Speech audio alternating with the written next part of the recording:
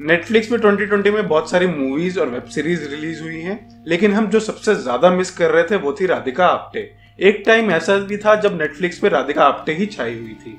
उनके बिना नेटफ्लिक्स अधूरा सा लगने लगा था, लेकिन हमारी इंतजार की घड़ियां खत्म हो चुकी हैं क्योंकि राधिका आप्टे ने वापसी की है नेटफ्लिक्स पे रात अकेली मूवी में। नमस्ते, सत श्री अकाल, सलाम, हेलो, मैं हूँ आशीष और मैं हूँ नीतू और आज हम रिव्यू करने वाले हैं नेटफ्लिक्स पर आने वाली मूवी रात अकेली है पे। अगर आपको हमारी वीडियोस पसंद आ रही हैं और हमारे रिव्यूज आपके दिल तक पहुंच रहे हैं तो आपसे यही गुजारिश करूंगा कि चैनल को सब्सक्राइब करें and please hit the bell icon. और आप कमेंट सेक्शन में भी हमें बता सकते हैं कि वीडियोस कैसी लग रही है। कहानी के दो पहलू हैं। पहला है शुरुआत में ही दिखाया गया एक मर्डर सीन जिसमें रात के अंधेरे में दो लोगों का कत्ल करके उनकी बॉडीज को वहीं आसपास कहीं दफन कर दिया जाता है। और दूसरा है एक बहुत ही रुतबे वाले और राजनीति से जुड़े हुए एक बिजनेसमैन का, जिनका नाम है रघुवीर सिंह, जो अपनी ही शादी के दिन अपने बेडरूम में मरे हुए पाए जाते हैं। उनकी पहली पत्नी 5 साल पहले लापता हो गई थी और उनकी ये दूसरी शादी होती है राधा से, जिसका रोल निभाया है राधिका आप्टे ने। अब इस केस को सुलझाने का काम मिलता है इंस्पेक्टर जटिल यादव को, जिसके रोल में है नवाजुद्दीन सिद्दीकी। इंस्पेक्टर के लिए सबसे बड़ा सवाल ये है कि कैसे सब घर वालों के होते हुए किसी ने गोली मारकर हत्या कर दी और किसी ने गोली की आवाज तक नहीं सुनी। इसलिए इंस्पेक्टर का सबसे पहला शक जाता है घर वालों पे ही। और मेन सस्पेक्ट की लिस्ट में होते हैं रघुवीर सिंह के भतीजे विक्रम, जिनको उनको सबसे पहले मरा हुआ देखा था।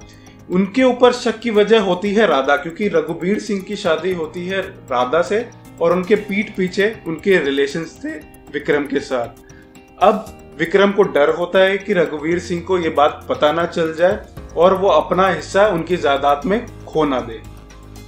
दूसरे मेन सस्पेक्ट होते हैं मुन्ना राजा, जो कि एक बहुत ही करप्ट एमएलए हैं और रघुवीर सिंह के बहुत अच्छे दोस्त भी हैं।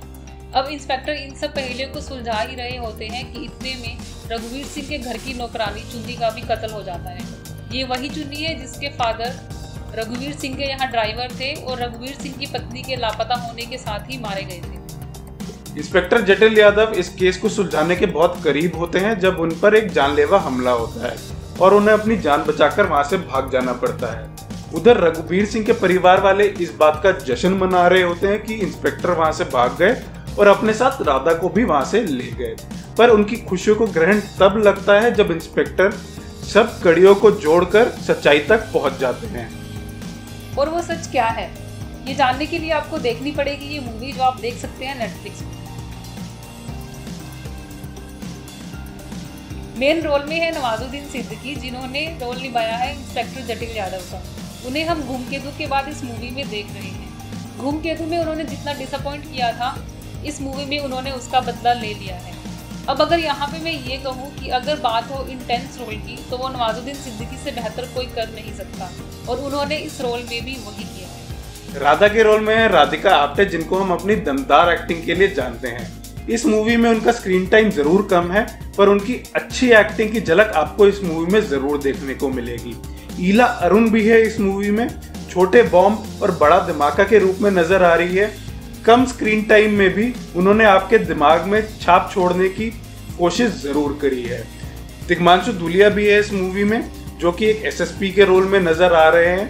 गैंग्स ऑफ वसेपुर में जहां नवाजुद्दीन के विरुद्ध उन्होंने एक दुश्मन का रोल निभाया था, यहाँ पे उनके साझेदार के रोल में नजर आए हैं।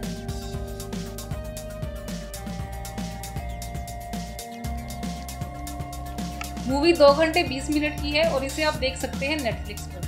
अब अगर आप क्राइम पेट्रोल के दीवाने हैं तो हो सकता है कि आपको शुरू में ही शक हो जाए कि कातिल कौन है, लेकिन अगर आप सास बहू के सीरियल्स देखते हैं तो आप अंत तक इसी सोच में रहेंगे कि मर्डर किसने किया। मूवी आपको अंत तक फेविकॉल की तरह जोड़े रखती है। मूवी थोड़ी देर बाद पटरी से उतरते हुए नजर आती है, पर कुछ ही देर में पटरी पर वापस आ जाती है और स्टेशन पर तो लास्ट मिनट में ही पहुंचती है, यानी कि कातिल का पता आपको लास्ट सीन में ही पता चलेगा। मूवी में सस्पेंस थ्रिलर का परफेक्ट मिक्स दिखाया गया है और आप इसे फैमिली के साथ जरूर देख सकते हैं, पर इसे अवॉइड करिएगा।